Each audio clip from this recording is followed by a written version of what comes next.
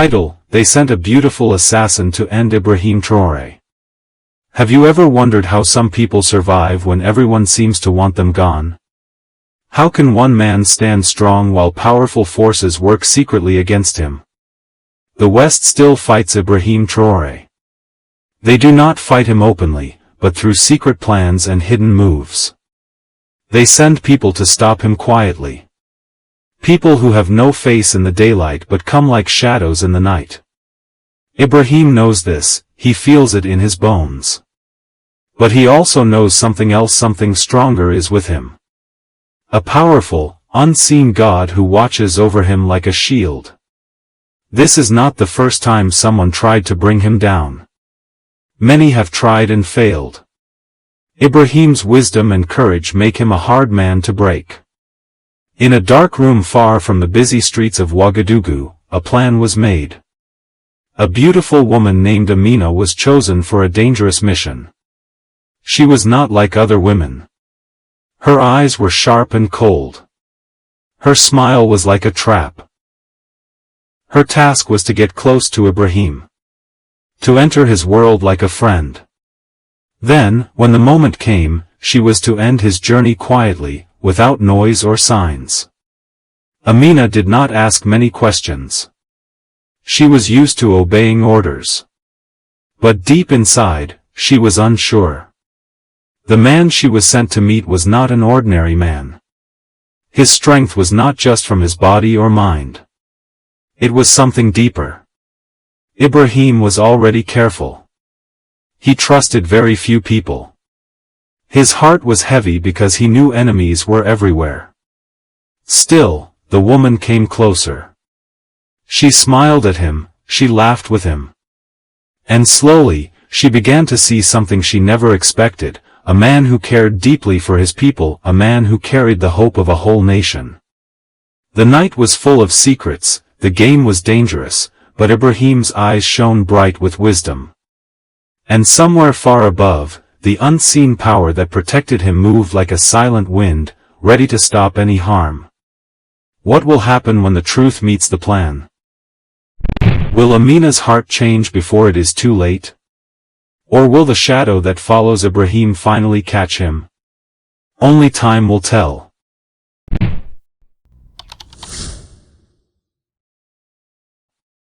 Amina arrived in Ouagadougou on a quiet afternoon. The sun was hot, but the city buzzed with life. People moved quickly, unaware of the secret mission about to begin. She dressed in simple clothes, blending easily with the crowd. No one would suspect the woman sent to change the fate of a nation. Her first meeting with Ibrahim was at a small cafe near the river.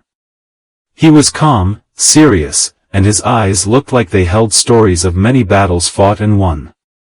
Amina watched him closely. He spoke about the future of Burkina Faso, about peace, about hope, about a country rising from pain. His words were strong, but there was kindness beneath them. She felt a strange pull in her heart. Was this the man she was sent to face? Could she really do what was asked? That night, she went to her hotel and looked out over the city lights. A storm was coming, both outside and inside her mind. She knew the mission was dangerous. But she also felt something she had never felt before, a glimmer of doubt. Back in Ibrahim's home, the leader did not sleep easily. His dreams were filled with warnings. He saw shadows moving closer, but he also saw a light, bright and warm, protecting him like an invisible wall. He called his closest friend and said, "There are forces I cannot see clearly. But I feel God is with me. No one can stop what is meant to be." Days passed. Amina met Ibrahim more and more. She learned his habits, his fears, his hopes. And slowly, she began to question everything she believed. One evening, as they walked in the garden, Ibrahim spoke softly. "Sometimes the greatest danger is not outside. It is inside. The battle of the heart." Amina looked at him, her eyes full of confusion and wonder. Was this the man she wanted to harm?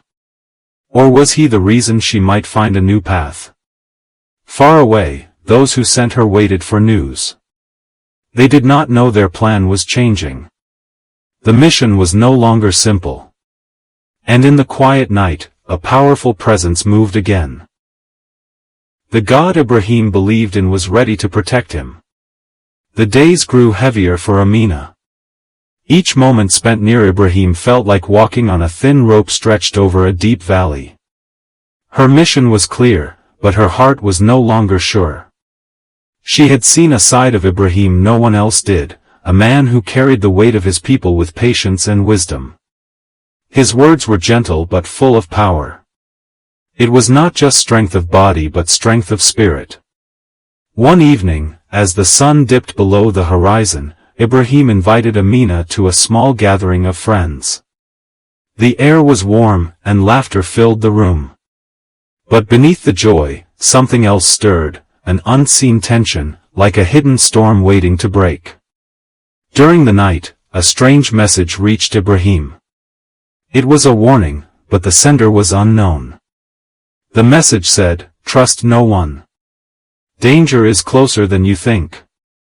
Ibrahim did not panic. Instead, he prayed silently, his eyes closing as if reaching for that powerful, unseen God who had saved him before. Amina watched him closely. She noticed how calm he was, even when faced with shadows no one else could see. That calm shook something inside her. She knew she was close to her goal. But what she did not know was that she was already caught in a trap. A trap set not by those who sent her but by forces far greater. That night, Ibrahim shared a story with Amina. It was about a river that never stopped flowing, no matter how many stones blocked its path. The river was like a life that kept moving forward, protected by a power unseen but always present. Amina felt a tear slide down her cheek. She could no longer pretend. The mission, the orders, everything was fading like a shadow under the morning sun. Suddenly, in the quiet of the night, a powerful truth came to her: she was part of something much bigger. Something she could not fight. The next morning, Amina made a decision that surprised everyone. She would not continue her mission as planned. Ibrahim's eyes met hers, there was no anger, only understanding. He smiled and said, "Sometimes, the greatest battles are won without a fight." Outside, the world kept turning. But for Amina and Ibrahim, a new chapter had begun, one filled with hope, faith, and a powerful protection no one could break. Amina knew she had made her choice. But she also knew the people who sent her would not forgive betrayal. They watched everything. They listened in shadows. Backing out was not part of the plan. She packed her things quietly before dawn, ready to disappear before anyone noticed. But just as she reached the hotel door, her phone buzzed. One message. "We know. Don't try it." Her hands shook. She looked around. Was someone watching? Her heartbeat raced. She walked slowly back to her room and locked the door. She sat on the floor, trying to breathe. The phone rang again. This time, she answered. A voice, cold and low, said, "You think this is a game, Amina? You were trained better. Don't forget who you are. One last chance. Do it, or you both disappear." The call ended. Her hands dropped to her lap. She was trapped. Later that day, she went to Ibrahim. She wanted to warn him, to leave quietly, to vanish into another country. But Ibrahim saw the fear in her eyes before she could speak. "You want to leave," he said softly. "But they won't let you." She nodded, tears welling up. "They're watching me. I think they'll come for me next." He walked to the window, silent. Then he spoke. "You came here thinking I was just another target. But maybe you were the one being tested. Maybe they fear not just me, but the fire I've started in hearts like yours. They came at night. 3 black cars, no number plates, parked outside the hotel where Amina had been staying. The men wore no uniforms, but they moved with confidence. Too confident. They went straight to the front desk and showed fake ID cards. Room 407, one of them said. We're here for security checks. But room 407 was empty. Amina had already been moved, secretly, by Ibrahim's guards. She was now in a safe compound outside the city, under quiet protection. From the compound, Amina watched the stars that night, but she felt no peace. Her body was safe, but her mind was on fire. The people who trained her were not normal men. They were deep in the world of secrets and power. They owned everything, passports, history, even silence. She had seen what they did to those who changed their minds. Still, she had stayed. Ibrahim met her again the next morning. His presence was calm, like always. He handed her a small, old book. Inside was a list of names. Some had been crossed out. Others were circled. These, he said, are not just names. These are people like you. They were sent. Some broke. Some turned. Some disappeared. Amina turned the pages. Near the end of the list, she saw a name she never expected, her sister. Fatima. She stared, frozen. She was one of them? Ibrahim nodded slowly. She came before you. Different mission, same goal. But she never returned. Amina felt her throat close. All these years, she thought Fatima died in an accident overseas. But now, the truth burned like fire in her chest. They used us both, she whispered. Yes, said Ibrahim. But now you hold the power to stop them. Amina stood up. Then I will not hide any more. But as she spoke, a loud sound came from the gate. One of Ibrahim's guards rushed in. Sir, someone from inside our team just gave out her location. Ibrahim remained calm. Let them come. They think we are not ready, but the real trap is not the walls we build. It's the truth we know. Outside, black cars turned toward the compound. Inside, Ibrahim smiled faintly. A new game was about to begin. They arrived at the compound just before midnight. 3 cars, headlights off, silent engines. The men inside moved like shadows. They believed Amina was inside, unguarded, afraid, ready to be taken, but they were wrong on every count. From a small room at the back of the compound, Amina watched the movement on the cameras. Her hands were steady now, her fear had become fire. This was no longer about escape. It was about truth. Ibrahim stood with 2 of his most trusted guards. His voice was calm. Let them enter. Let them feel like lions. We are the ground they walk on. And the ground can rise. At the gate, a voice shouted, We're here for inspection. Open up or face the consequences. One of the guards smiled. Consequences have already arrived. Suddenly, the lights around the compound went out. Then, boom! Floodlights switched on, blinding and sharp. Dozens of Ibrahim's hidden security emerged from the shadows. Trained, quiet, focused. The men in black hesitated. Too late. They were surrounded.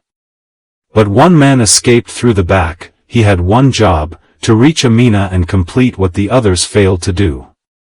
He ran through the garden, jumped a low wall, and entered the hallway quietly.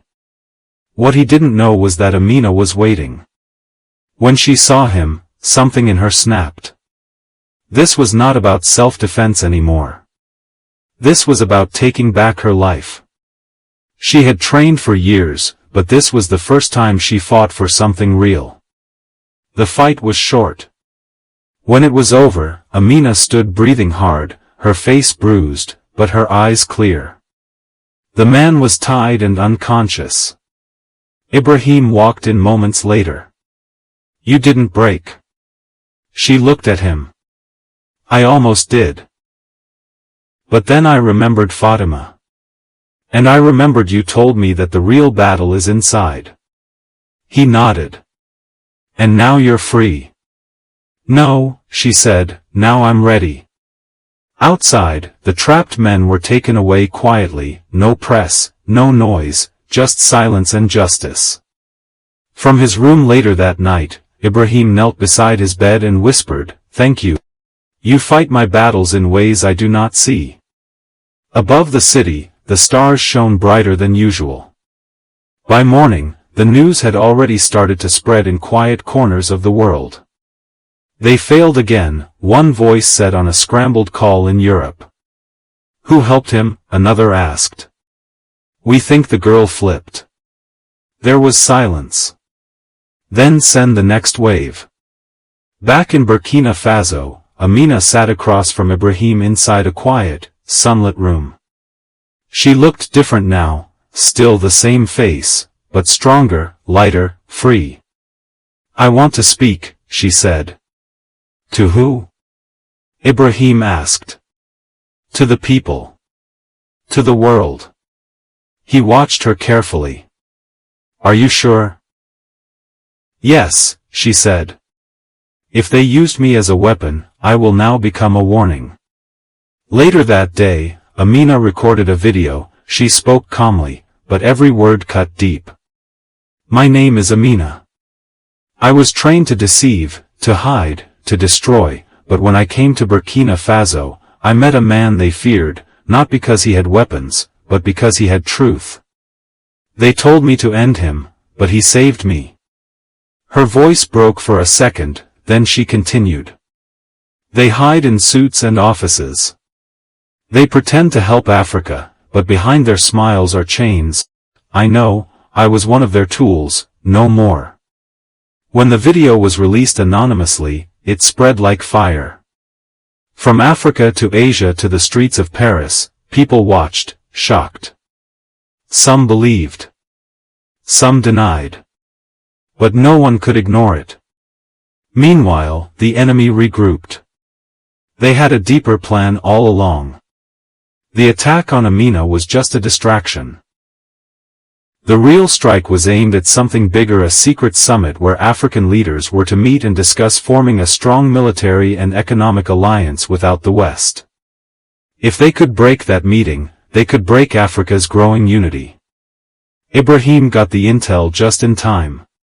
He called a night meeting with his team. "They have moved the battlefield. We must move our minds too," he said. Amina stood beside him now, not as a guest, but as part of the inner circle. "Let me help," she said. "I still know their codes, their signals. They trust I'm gone or dead. That gives me an edge." Ibrahim nodded. "Then we work together. The same hands that once carried fire can now carry water." The room fell silent. Outside, the air was thick with heat and tension. But inside, something powerful was forming, a team built not just on loyalty, but on transformation, on wisdom, on protection from above.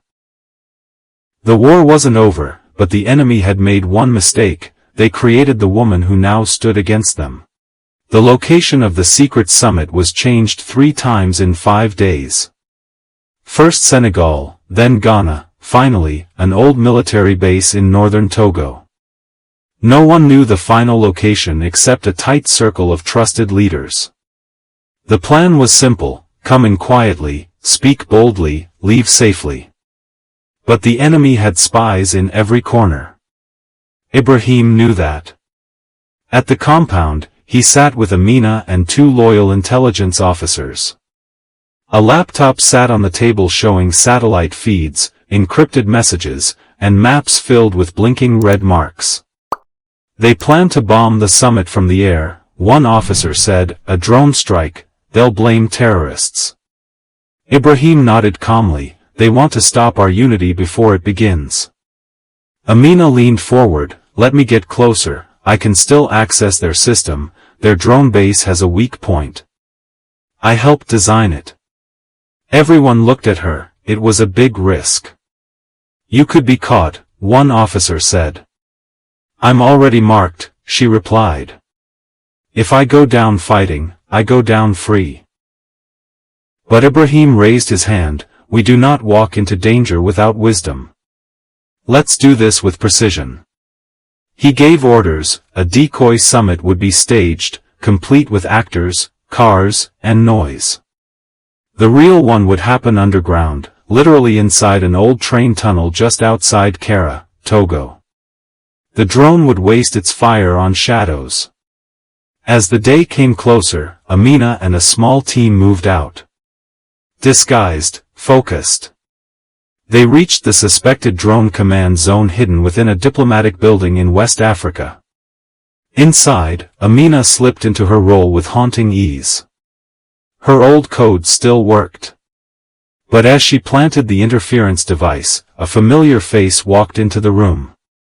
Her former handler. He stopped, stared, then whispered, "So, you did betray us." Amina didn't move. I found something better. He reached for a hidden weapon, but before he could raise it, Ibrahim's agent appeared behind him and disarmed him. No more games, Amina said. Back in Togo, the real summit began underground. Leaders from 8 African countries shook hands quietly, free from noise, but full of fire. They signed the first draft of the Unity Pact: military cooperation, economic independence, and digital freedom from foreign control. At the same hour, the drone fired on the decoy location. Cameras caught the explosion. But no blood. No loss.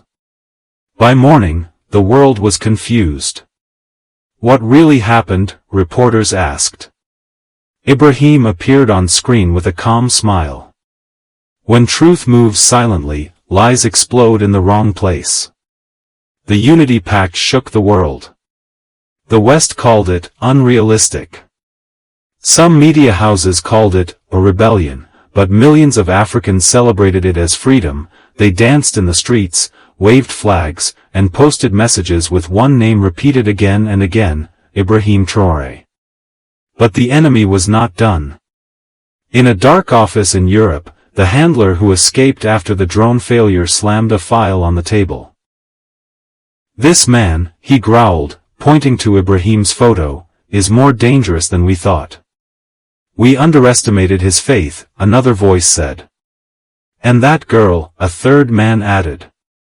"She turned from fire to stone." They planned one last move. Not violence, but lies, a flood of them.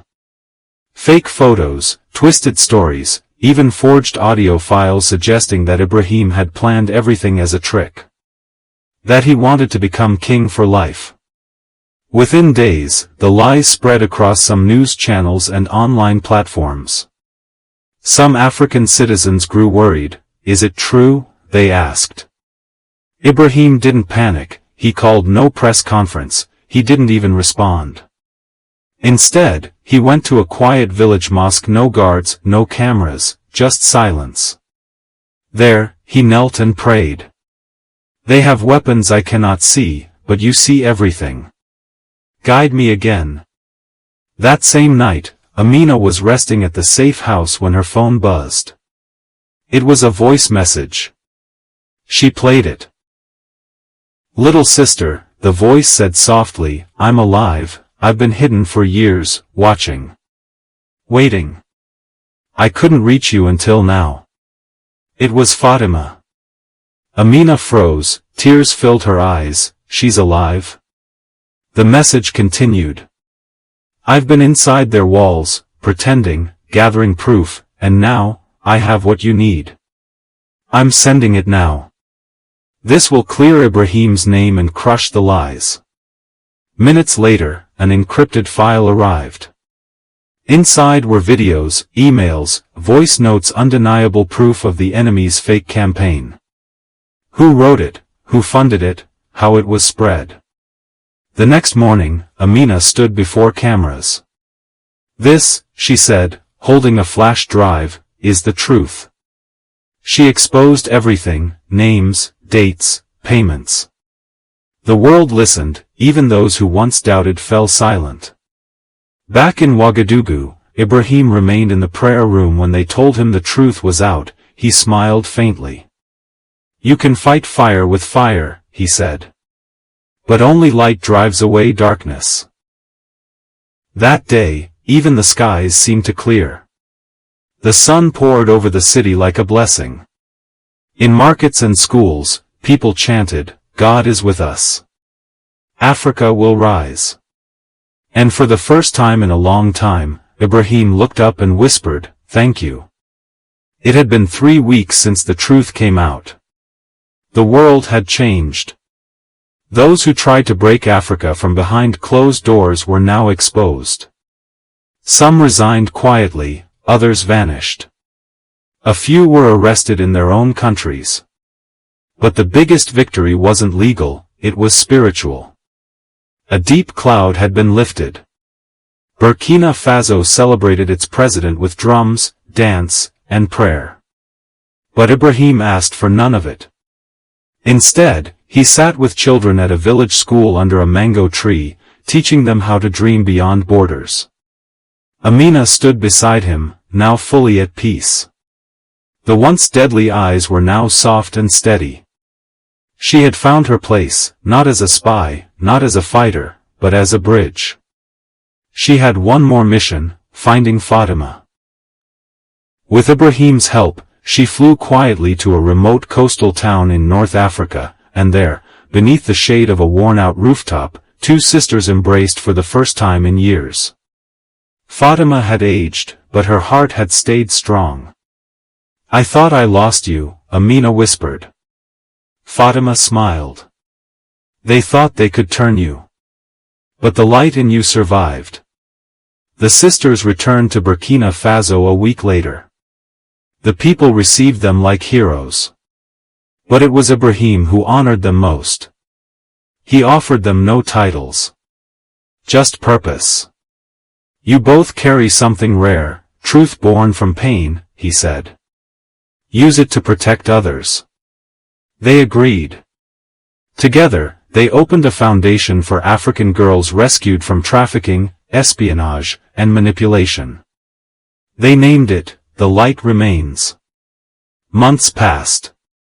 The Unity Pact grew stronger.